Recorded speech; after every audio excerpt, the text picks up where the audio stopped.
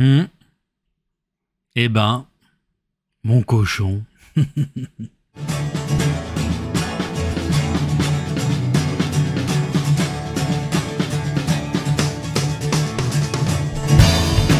Hello et bienvenue sur Marvelous, là où on ne parle encore et toujours, indéfiniment, jusqu'à la fin des temps, de Marvel Champion. Aujourd'hui, on se retrouve pour une nouvelle vidéo d'analyse de héros. Alors, on commence les 4 derniers héros qui sont sortis, qui sont enfin sur Tabletop Simulator, ce qui me permet de pouvoir vous les présenter comme ça, de cette manière. Les 4 derniers héros qui sont arrivés dernièrement, avant l'arrivée des mutants, qui sont prévus, je crois, pour fin septembre ou mi-septembre 2022. Là, au moment où j'enregistre cette vidéo, on est fin août. J'ai fait une breaking news juste avant, ce qui explique ma tenue qui est la même de Magnum, hein, on peut dire ça comme ça. Et aujourd'hui, on se retrouve pour une vidéo analyse qui peut-être, dans Marvelous, va faire date.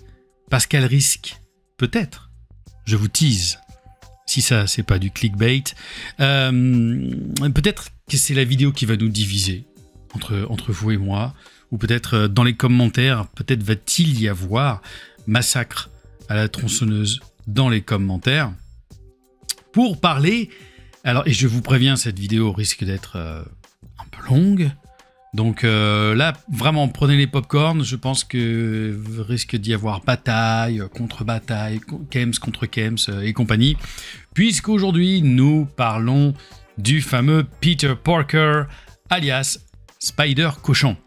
Je voulais faire une petite intro avec Spider-Cochon, mais en fait, Spider-Cochon, où est-ce que moi je l'ai connu? Je crois un petit peu près comme tout le monde, hein, dans le film, dans l'animation, dans le film, le dessin animé, pardon, des Simpsons, et puis effectivement aussi dans Spider-Man Into the Spider-Verse. Pourquoi je dis qu'il risque d'y avoir débat? Eh ben, je vais pas tout vous dévoiler tout de suite, puisqu'on va en parler, on va faire cette analyse, et on va voir par la suite, est-ce que Spider-Cochon, est-ce qu'il est logique dans cet univers de Marvel Champion, etc. On va beaucoup en discuter, j'ai pas mal d'arguments que j'ai fomentés, et vous me direz ce que vous en pensez aussi de votre côté. Mais la première chose qu'on va faire, c'est de toute façon l'analyser de la manière la plus froide, la plus logique, avant d'attribuer les notes et d'en discuter un tout petit peu plus longuement sur la fin. Voilà, vous êtes bien installés, vous êtes confort, hein, voilà.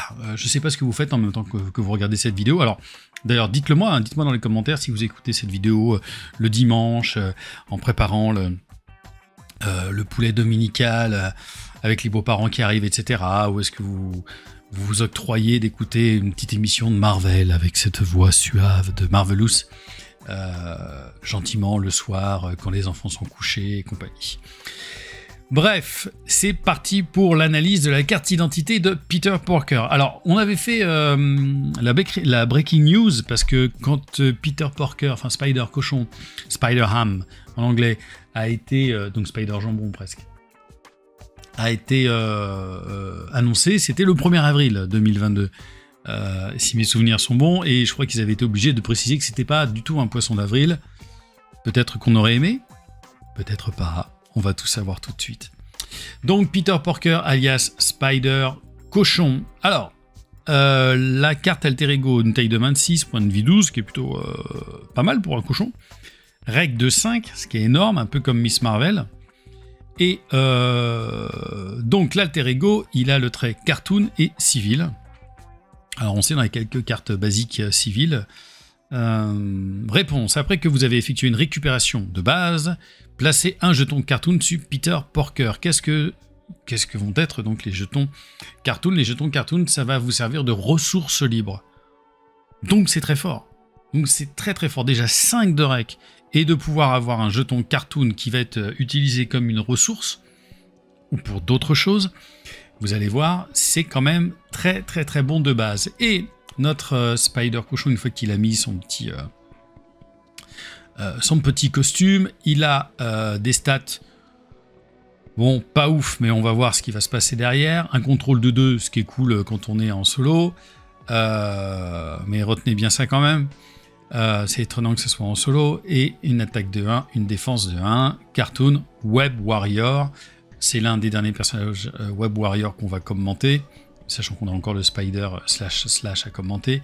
Chaque jeton Cartoon sur Spider Cochon peut être dépensé comme s'il s'agissait d'une ressource vibranium libre. Non-sens d'araignée, réponse après que Spider Cochon a subi n'importe quelle quantité de dégâts, placez un jeton Cartoon sur lui. Donc c'est assez énorme, c'est-à-dire que sur sa face alter ego, quand vous faites une récup, vous prenez un jeton, et en Spider Cochon, enfin en héros, s'il prend un point de dégâts, et à chaque fois qu'il va prendre des points de dégâts, il va prendre des jetons. Alors ça nous rappelle un petit peu la mécanique de Drax, qui lui prend des jetons vengeance, ce qui lui permet d'augmenter son attaque, et au bout d'un moment, quand il est vraiment buildé, il est très très fort. Vous savez, vous connaissez maintenant mon amour quand même pour Drax.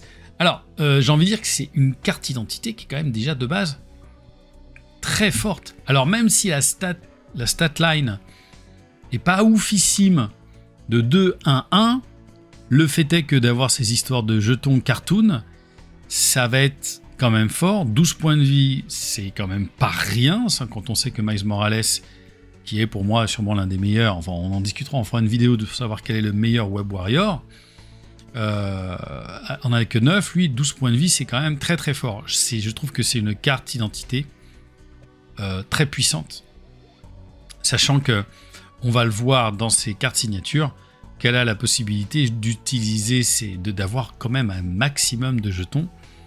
Donc c'est juste totalement délirant.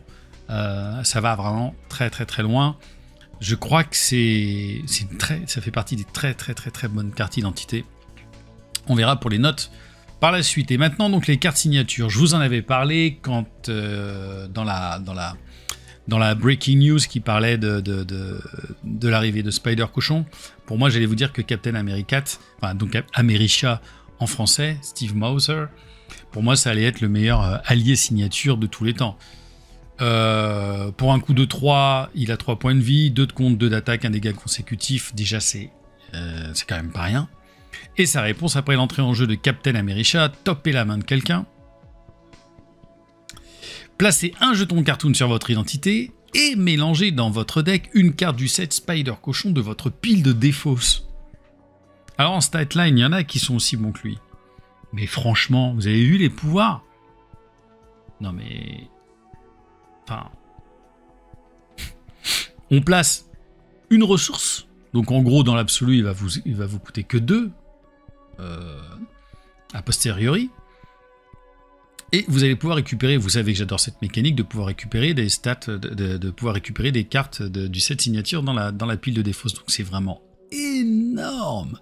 C'est énorme comme en plus la logique, quoi. Il va complètement dans la logique de Spider Cochon. On a rarement vu peut-être Mantis, moi que j'adore aussi, mais on a rarement vu des alliés signature aussi pétés que ça, qui permettent, et aussi peu chers fondamentalement, qui permettent et qui sont en très très bonne interaction avec l'identité de base.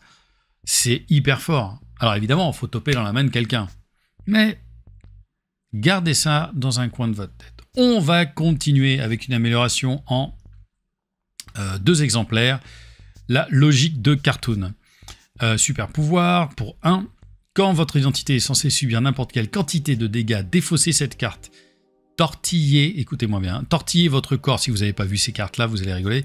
Tortillez votre corps pour éviter les coups et prévenez tous ces dégâts sauf 1. Donc c'est-à-dire que si vous prenez une attaque de, je sais pas, une attaque de 8 par exemple, vous défaussez cette carte, vous faites comme ça, je suis en train de péter mon décor, et vous évitez tous les coups et prévenez tous ces dégâts.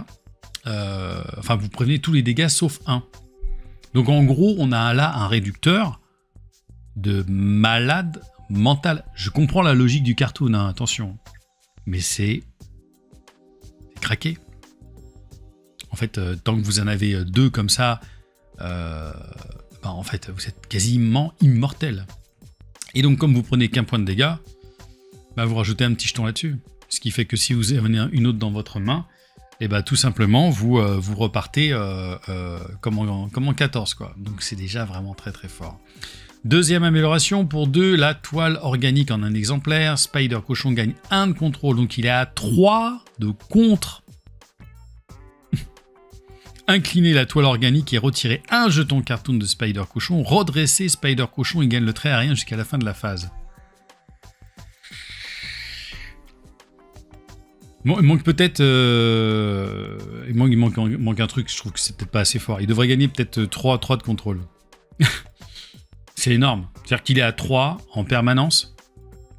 Et quand vous retirez le jeton, donc ces fameux jetons cartoon, on le redresse. Donc il peut faire un tour en contre de 6. Quand on joue tout seul, par exemple, c'est vraiment énorme. Quand on joue tout seul.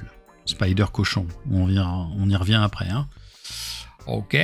Pour 2, une nouvelle amélioration. Le gros marteau en bois. Spider Cochon gagne +1 d'attaque. Alors quand vous avez ces deux-là, vous avez un personnage à 3, 2, 1. Quand Spider Cochon effectue une attaque de base, vous inclinez le gros marteau en bois, vous retirez un jeton cartoon de Spider Cochon et il gagne +2 d'attaque pour cette attaque. Et cette attaque gagne déferlement. Ça fait beaucoup de fois attaque.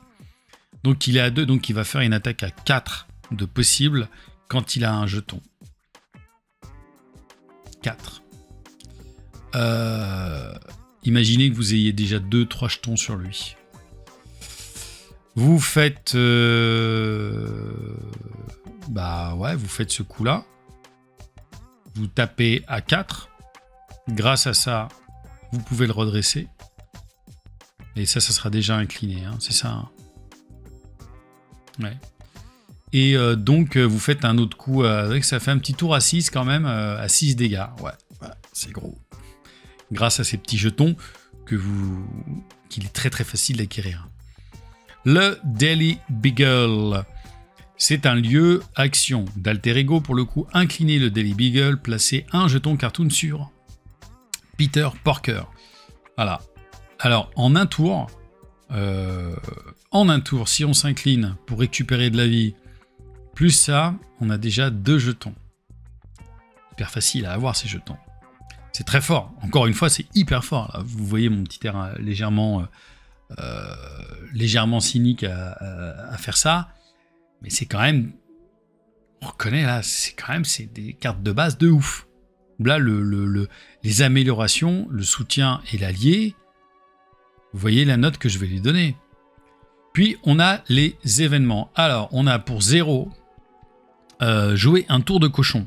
J'ai dit, c'est très drôle, hein, tout ça. Hein. C'est très, très drôle. Pour chaque jeton cartoon sur Spider Cochon, retirez une menace d'une manigance. Ok, donc imaginez, vous avez fait votre tour, une rec, plus le Daily Beagle. Vous avez 2 jetons sur lui. Il se retourne. Vous jouez ça. Vous pouvez virer déjà, pour 0, vous virez 2 manigances. Puis, alors là, c'est vrai qu'il faudrait avoir... non, il en faudrait un peu plus. Si, c'est bon. Ça, c'est parce qu'on n'a pas besoin d'utiliser les jetons. Et donc là, vous faites 3. Vous avez une première... Vous vous inclinez... non, c'est comme ça. Vous vous inclinez une première fois. Et vous redressez grâce aux jetons. Et vous refaites une autre inclination. Donc, vous pouvez retirer 8 manigances. Pour 0, là, plus... c'est fort. C'est fort. Monstrueusement fort. Pour 3, le coup de porc en balancier. Infliger 6 dégâts à un ennemi, désorienter cet ennemi. Alors, c'est moins fort que les coups de pied en balancier. C'est 2 pour 8, le coup de pied en balancier. Mais dites-moi si je me trompe. Infliger 6 dégâts à un ennemi, désorienter cet ennemi, quoi. Alors, c'est un peu moins fort. 6 dégâts, c'est déjà pas mal. Mais vous le désorientez. Et c'est en 3 exemplaires. Alors, on va dire, ça coûte un peu cher, mais en fait, toutes ces cartes coûtent pas très cher. Hein. La plus chère, c'est Captain America, qui est à 3. Sachant vous aurez presque tout le temps des jetons cartoon dessus. Vous n'allez pas les payer très très cher. Hein. Je parle en termes de ressources. Après, dans le deck building, on peut en parler de comment générer des ressources, mais là, c'est quand même très fort. Et enfin, les 3 derniers événements. Une vraie tête de l'art pour 0. Action de héros, tirez la langue au méchant. Le méchant vous attaque, piochez 3 cartes. Donc vous tirez votre langue, vous là, être humain qui jouez. Vous tirez votre langue au méchant, peut-être comme lui là, blablabla. Le méchant vous attaque. Si vous attaque, vous défendez pas, c'est votre problème. Mais vous prenez un petit jeton, malgré tout, cartoon, et vous piochez 3 cartes. Ce qui fait que si vous commencez votre tour avec une taille de main de 5, vous faites ça, il va vous mettre 4-5 dégâts. Mais vous récupérez un jeton et vous avez 3 cartes en main, vous avez une taille de main de 8. Pour peu que vous ayez 2 fois cet événement dans la main, parce que Captain America vous aura permis d'en chercher un dans votre pile de défauts, et voilà, on peut faire un tour avec 11 cartes dans la main. Allez, on continue. Dans la joie et la bonne humeur du lard ou du cochon pour 1. Retirez un jeton cartoon de Spider Cochon. Vous lisez à haute voix le texte d'ambiance de cette carte.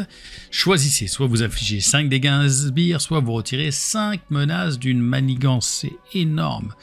Pour 1, vous dites pif, paf, boum, blam, flan, pardon. Et soit vous mettez 5 dégâts à un sbire. Alors heureusement que c'est pas dans le méchant encore. Soit vous verrez 5 menaces d'une manigance. Donc pour 1, là vous avez vu le tour tout à l'heure que j'ai essayé de vous expliquer. Vous pouvez faire pour 8. Mais là, si vous avez 2 jetons, vous aurez... J'ai joué plusieurs fois à Spider Cochon et je l'ai vu jouer. Vous avez très souvent des jetons sur lui. Donc là, vous virez 2, vous retirez un jeton, 2 plus 1, ça fait 7. Donc pour 1, et d'ailleurs même pas pour 1 de ressource, pour une ressource, pour un jeton que vous aurez sur lui. Bon, mais imaginons qu'on ait 2 jetons sur lui, vous en retirez 2, déjà de menaces. Puis vous retirez un jeton que vous payez pour payer cette carte, et vous revirez 5 menaces, et donc vous virez 7 menaces, quasiment pour 0 quoi. Ça va les gars de FFG? Comment... Ça va? Je sais pas ce que vous prenez, hein, mais... Même pas en rêve, la dernière carte, donc, pour 1... Ça doit cropper un peu sur l'image, là, je suis désolé. Si je la mets là... Voilà. Même pas en rêve, pour 1... Ou donc encore un jeton cartoon. Interruption de héros. Quand vous révélez une carte du deck rencontre... Alors, c'est en un seul exemplaire, hein, au moins, ouf.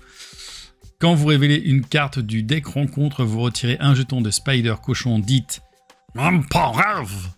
Alors, je sais pas si c'est la voix de Spider Cochon. En imitant la voix de Spider Cochon, annulez les effets de cette carte et défaussez-la. Pour 1, on vire n'importe quoi. Alors, heureusement qu'il n'y a qu'un seul exemplaire. Mais c'est pareil, hein, avec Captain America. Et après, on peut faire un deck building pour venir récupérer un maximum de choses. Vous vous imaginez bien que c'est complètement craqué. Voilà. Je pourrais arrêter cette vidéo-là. Vous devez déjà entendre dans le son de ma voix ce que je pense de tout ça.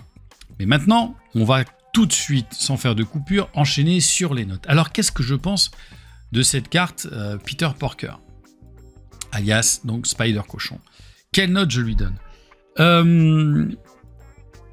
C'est incroyablement fort. Est-ce que pour moi c'est aussi fort que Venom, à qui j'ai donné 5? C'est un 5. Je donne 5. Pourquoi? Parce que sous ces 2 faces, il va pouvoir générer des ressources, et on sait combien c'est la base de ce jeu. C'est d'avoir un maximum de ressources. Évidemment, c'est d'avoir un maximum de cartes en main, qui sont des ressources. Mais si vous avez des ressources sur votre identité, vous n'avez pas besoin de dépenser les cartes que vous avez en main. C'est complètement fou. Donc évidemment, c'est un 5 sur 5 en termes de carte identité. Et j'essaie d'en parler de manière la plus objective possible. Donc je trouve que c'est une carte qui, en termes d'identité, qui est très forte, même si sa statline n'est pas démente. Et ce 2 de contrôle pour 1 joueur, quand on joue en solo, retenez toujours, c'est quand même très très fort. On enchaîne sur ces cartes tout de suite. Identité, clairement. Il y a guère que... pour moi, peut-être Venom ou Strange, encore une fois, qui soit capable de rivaliser avec ses cartes d'identité. Et encore. Enfin, je veux dire, il suffit de dire même pas en rêve avec une voix de cochon, et vous verrez les pires traîtrises possibles, enfin les pires cartes rencontres possibles. C'est d'une puissance phénoménale. C'est évidemment aussi un 5 sur 5. La carte identité et ses cartes signatures sont folles. En plus, on le up à 3-2-1 quand on a ne serait-ce que ces deux améliorations-là. Et puis là, quasiment immortel, notre super Justin Bridou. On vire des menaces pour 0. Le coup de port en balancier va faire des dégâts, va désorienter, ce qui va vous permettre de retourner, évidemment, Peter Porker, de vous incliner pour faire de la récup et récupérer encore un jeton. Donc, en fait, vous allez mécaniquement générer énormément de ressources. Plus le Daily Beagle, quand vous retournez en alter ego, qui va vous permettre d'avoir un jeton cartoon. Encore une chance que c'est une action d'alter ego. Waouh, c'est complètement dingue. Et maintenant, le deck building. Je ne sais plus, je crois qu'il est en justice, si je dis pas de bêtises. J'ai vu tourner un certain nombre il fonctionne à peu près avec tout le monde. Il y a, je crois, un tout petit peu moins bien en commandement, mais il y a une possibilité de le faire tourner en commandement. Il marche bien en agressivité, il marche très bien en justice. Même si la justice, il gère quand même beaucoup de manigances par lui-même. Donc, est-ce qu'on a vraiment besoin de justice? Je suis pas sûr, en tout cas, quand vous jouez en duo ou en coopération à 3, maximum 4. Clairement, si en plus vous lui mettez des cartes justice, la manigance, en fait, elle ne montera... Enfin, il n'y aura jamais de manigance, en fait. C'est complètement délirant. En protection, il y aura peut-être un petit peu... Il peut y avoir du sens, hein, mais un petit peu moins de sens. On a quand même envie que ce personnage fasse du flip-flap de temps à autre... pour récupérer un petit peu plus de jetons. Dans un tour où il va être en alter ego, récupérer un jeton, un tour en spider cochon pour pouvoir se faire taper, et un peu comme Drax, et de récupérer encore des ressources. Protection peut-être un peu moins. Mais honnêtement, je lui trouve pas beaucoup de mauvais, entre guillemets, mauvaises affinités. Donc dans l'absolu, il peut fonctionner avec les cartes Warrior qu'on a déjà vues. Enfin que vous connaissez, et il suffit d'aller sur j'allais dire Hearthstone Replay, mais on n'est pas sur Hearthstone là, on est sur Marvel Champion. Vous pouvez regarder donc sur Marvel sur Marvel CDB, pardon, à chaque fois c'est Farouk qui me reprend. Big up Farouk, il fonctionne avec un maximum d'affinité, donc ça peut être très fort même en agressivité. Là-dessus, avec pas de problème. Bon, pour moi, c'est un 4 sur 5. Et maintenant, parce que je vous ai teasé, je vous ai préparé un petit peu à ce moment très précis. Qu'est-ce que je pense de ce personnage sur le fun? Alors, c'est là que ça peut être long, et c'est là que j'espère que vous êtes bien en forme, et c'est peut-être là qu'on va se diviser. Sur le paplard, ce personnage est plutôt facile à prendre en main. C'est clair, c'est pas très compliqué, c'est vraiment pas très compliqué. Le plan de jeu, il est assez simple, hein. On prend des coups, on se retourne, on génère un maximum de ressources, on se sert de ces ressources, et avec les cartes signatures, on fait pampan aux fesses du méchant assez facilement. C'est-à-dire qu'on a vu des decks tourner avec ça, et faire revenir. Et je crois qu'il y a un deck qui s'appelle comme ça, que Ronan devient vegan, Ronan goes vegan sur CDB. C'est délirant, c'est monstrueusement fort, c'est terriblement fort. Alors, est-ce que c'est un 5 sur 5? Auquel cas, on lui donnerait 19. Moi, je mets 1. Ouais, je mets 1. Pourquoi? Je vais vous expliquer ma logique. Je comprends ce qu'a voulu faire peut-être FFG, mais je vais vous expliquer pourquoi je pense Spider Cochon est pour moi un vrai ratage. Tout d'abord, je comprends peut-être la logique de se dire, tiens, les parents qui jouent à Marvel Champion se disent, Si on a des gamins de 10-12 ans, et encore 10 ans, faut être un peu costaud pour comprendre toutes les mécaniques de jeu. On peut aider ses enfants, hein, bien sûr. Mais vers 12-13 ans, pourquoi pas, ok, on a envie de jouer avec les parents, et c'est un personnage qui est facile à prendre en main, et qui est archi donc puissant sur le papier. Clairement, il est extrêmement puissant, il est effectivement l'équivalent d'un Venom, objectivement, équivalent, je pense, d'un Strange, en tout cas des personnages qui, a priori, comme Captain America, tout ça, qui peuvent être effectivement les personnages les plus puissants de ce jeu qu'on a vu depuis le début. Et de certains autres aussi. Mais quand les enfants ils vont jouer avec, alors ça va être marrant de faire zip boom, de se tortiller, etc. Je vais vraiment péter mon décor. Mais une fois qu'on l'aura fait une fois ou deux, votre gosse, c'est tout, c'est réglé, ça va retourner dans la boîte. Je vais vous donner un exemple. Avec Nella, on joue avec une de ses filles, et ses filles a joué. Elle s'est amusée 2 secondes, mais elle a tiré la langue comme ça, hein, et elle a tortillé comme ça, et puis voilà, et la partie d'après, elle voulait plus jouer avec, elle avait envie de jouer avec Rocket Raccoon, ou avec Spider-Man, de base. Donc je crois que l'amusement, il est extrêmement rapide avec Spider-Cochon, c'est drôle, très bien, mais c'est tout. Deuxième argument, c'est que Marvel Champion, pour moi, c'est un jeu qui fonctionne dans la mécanique de ce qu'il est, dans une mécanique intérieure, et je trouve que sa mécanique intérieure, elle est fantastique, je l'adore. Mais dès qu'il s'agit de faire intervenir des éléments extérieurs à la mécanique du jeu, c'est-à-dire nous, c'est-à-dire de devoir se tortiller, prendre une voie de cochon, etc., pour retirer des cartes de traîtrise ou d'obligation, enfin tout ce que vous voulez. On va où là? Alors, en gros, FFG, quand vous allez sortir Hercule, va falloir faire un développé couché sur un banc pour virer une carte traîtrise. Quand ça va être Tornade qui va sortir, il faut se mettre les doigts dans une prise d'électricité pour redresser son identité. Ou alors, quand on va faire Diablo, il va falloir péter. Je sais pas, moi, pour virer, pour mettre 5 points de dégâts. Où est-ce qu'on va là? Enfin, je pourrais prendre des tas d'exemples comme ça. En fait, c'est pas un jeu d'ambiance, Marvel Champion. C'est pas un jeu d'ambiance. Jamais. Enfin, on n'est pas en train de faire un Time's Up. J'adore Time's Up. J'adore les tas de jeux d'ambiance. Je suis très très fan. À combien tu te mets, à tout ce que vous voulez. Mais c'est des jeux d'ambiance. Marvel Champion, c'est pas un jeu d'ambiance.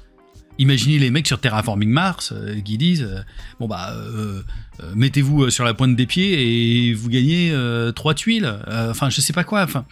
Imaginons que les mecs qui jouent à Dune Imperium, on tire une carte et mettez le doigt dans l'œil du mec à côté pour gagner 3 ressources. Mais c'est quoi? Mais je joue pas à ça, moi. Mais personnellement, je joue pas à ça. Donc j'ai joué une fois, j'ai joué 2 fois, mais au bout de la 3e fois, le Spider-Cochon, je le remets dans la boîte. Ça m'intéresse pas. Et surtout que le personnage est complètement craqué. Si encore il y avait eu peut-être une espèce d'équilibrage de fun. Bon, ok, d'accord, il faut un personnage comme ça, je comprends ce que FFG a voulu faire. Il y a 0 problème dans la logique, et je vous avais dit que la vidéo allait être longue. Hein. Mais je comprends la logique. Mais il est archi pété. Enfin, je veux dire, c'est trop. Encore une fois, c'est trop, ça. Ça, c'est trop. C'est trop. C'est n'importe quoi. Tirez la langue aux méchants, ils vous attaquent, vous prenez 3 cartes. Mais puis, j'adore, mais c'est trop. Et pourtant j'étais hypé, hein, bonsoir. J'étais vraiment hypé. Quand j'ai vu ça, je me suis dit tiens, ça va être marrant. Mais c'est vrai que c'est marrant. C'est marrant quand on y joue là, mais après c'est réglé en fait. Il re-rentre dans la boîte. Là aussi où je pense, et peut-être que c'est l'argument principal. Pourquoi pour moi c'est un immense ratage. C'est que, et dites-moi en commentaire, déchaînez-vous en commentaire, vraiment. La plupart des joueurs de Marvel Champion que je connais sont des joueurs qui jouent 70-80% du temps en solo. Ok ? Dites-moi en commentaire si vous jouez en solo, si vous êtes en duo. Moi, j'ai la chance d'avoir une femme qui joue beaucoup, qui adore ce jeu. Le fait est quand même que je joue, moi, on va dire 65% du temps, voire 70% du temps en solo. et le reste en duo, voire en trio. Ou avec un copain, avec Florian, dont je vous ai déjà parlé. Bref, quand on joue tout seul, est-ce que, dites-moi la vérité, si vous jouez Spider Cochon, est-ce que vous allez vous auto-taper dans la main pour faire rentrer Captain America? Est-ce que vous tirez vraiment la langue quand vous êtes tout seul comme un goliot, comme un taré là, comme ça en train de faire non? Est-ce que vous faites ça? Est-ce que vous lisez le texte en pif pas boum vlan tout seul quand les enfants sont couchés? Quand vous faites une petite partie à 23h ou un truc comme ça, tranquillement? Non, vous le faites pas. Vous faites une fois pour rigoler. Est-ce que vous levez et vous vous déhanchez? Mais non, vous le faites pas. Donc en fait, la mécanique même de ce personnage, on ne la respecte pas. C'est en ça que pour moi, c'est un ratage. Quand vous êtes tout seul, soyez franc. Vous le faites pas à chaque fois. Moi, je l'ai fait. Mais j'ai l'air de quoi? Je suis à côté de la plaque. Enfin, je veux pas le faire. Ça m'amuse même pas en fait. Honnêtement. C'est drôle, vraiment, pour les gens qui jouent pas à Marvel Champion, qui jouent très peu. Je pense que mon meilleur ami Olivier, je vais le faire jouer, je vais lui donner Spider Cochon, je vais lui expliquer, ça va le marrer de le faire, mais il va pas avoir envie de faire 5 parties de suite contre les sinistres motivations, ne serait-ce. Il n'y a pas du tout envie, d'autant que sinistre motivation, par exemple les Sinister Six, quand il faut virer toutes les manigances, tous les points sur les manigances, le Spider Cochon c'est fait en 3 tours quoi. Bon, je déconne, peut-être pas 3 tours, mais en fait c'est fait extrêmement rapidement. Donc je trouve que la pensée de la mécanique pour les joueurs qui jouent à Marvel Champion, qui sont quand même en majorité, et en tout ça, tous ceux que je connais, et je vous lis en commentaire, vous êtes nombreux à me dire que vous jouez en solo, ou parfois vous faites des solos duo, des solios, je sais plus comment on dit, mais vous êtes malgré tout seul, donc vous faites pas toutes les choses que Spider Cochon vous demande de faire. Donc pour moi, là aussi, c'est encore un vrai ratage. Je suis assez d'accord encore avec Mathieu du Troll Savant de dire que c'est pas un jeu d'ambiance, Marvel Champion. Je comprends ce qu'on a voulu faire. C'est marrant. Mais pour moi, si ça avait été marrant, mais équilibré, c'est-à-dire que si on avait eu, je sais pas moi, des cartes comme ça, mais à 4, et c'est vrai que ça coûtait au moins 2, ou... Ok, mais que ça coûte au moins 2, je sais pas, enfin, qu'on aurait équilibré un chouïa le gameplay de ce personnage, ça aurait été beaucoup plus intéressant. On parle beaucoup de Strange, et on en parlera beaucoup très bientôt dans la tier list. Mais Strange, c'est pas un personnage facile à jouer. On croit qu'on va rouler avec tout le monde, mais en réalité, non, c'est pas facile à jouer avec Strange. Alors peut-être que sur certaines chaînes de youtubeurs, etc., d'autres comparses et amis et collègues qui vont jouer à Strange, ils roulent peut-être sur tout le monde, qui nous montrent les vidéos. Moi, j'ai pas un win rate de 75% avec Strange. Absolument pas. Alors, ou peut-être que je joue comme un débile, mais non. Là, c'est du win... Enfin, je veux dire, à chaque fois qu'on a joué avec Spider Cochon, pas tant de fois, hein, mais à chaque fois qu'on l'a joué, qu'on l'a sorti de la boîte et qu'on a joué avec, c'est on roule. On roule sur le méchant. Et parce que c'est déséquilibré. Je comprenais bien. Je comprends l'idée du fun. Je comprends l'idée du cartoon. Je comprends, encore une fois, ce que FFG a voulu faire. Mais c'est déséquilibré. Je trouve que et donc, j'ai 0 fun. Je suis à la limite de mettre 0. Mais je mets 1. Je mets 1 parce que c'est facile à prendre en main, parce que je comprends ce qu'on a voulu faire, parce que pour quelqu'un qui ne joue pas du tout, ça va être sympa de jouer une fois, mais pas 2, pas 3. Alors, dites-moi si vous y jouez beaucoup, on va en parler. Mais par rapport aux quelques arguments que je viens de vous donner pour vous dire pourquoi ce personnage, pour moi, est un ratage. Alors, pas dans le sens Hulk ou pire, Valkyrie, mais il a un ratage presque dans l'autre sens, quoi. Ils en ont fait un personnage beaucoup trop pété qui donne pas envie de jouer, parce que pour le coup, je trouve même que quelque part, il est plus fort que Strange. Il est plus difficile, il est plus facile à jouer que Strange, qui est plus compliqué avec ces histoires de devoir s'incliner.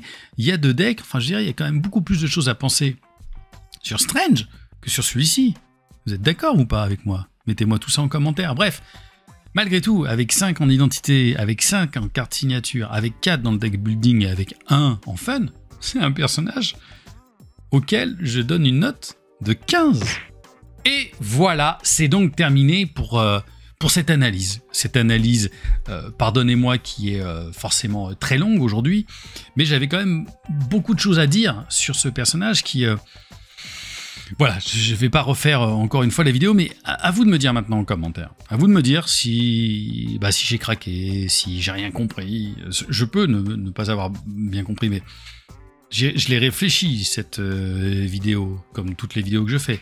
J'ai cherché à comprendre, j'ai fait des parties avec Spider Cochon, j'ai regardé les autres jouer, j'ai regardé une enfant jouer, pour comprendre que pour moi, intrinsèquement, il y a un problème, et quelque part c'est raté. Vraiment, quelque part c'est raté ce personnage.